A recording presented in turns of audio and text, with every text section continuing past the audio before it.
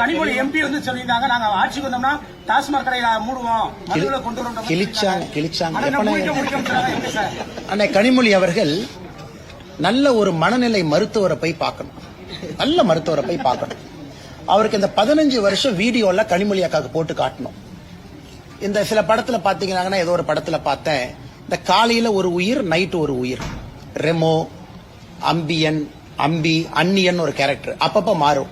அந்த கேரக்டரா கனிமொழி அக்கா மாறிட்டாங்க.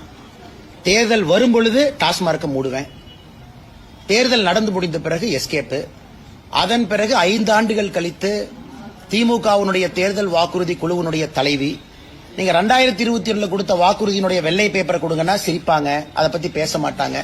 அதனால கனிமொழி அவர்கள் எப்படி பேசுறாங்கன்னே தெரியல. அந்நியனா பேசுறாங்களா, அம்பியா பேசுறாங்களா, இல்ல ரெமோவா பேசுறாங்களான்னு தெரியாது.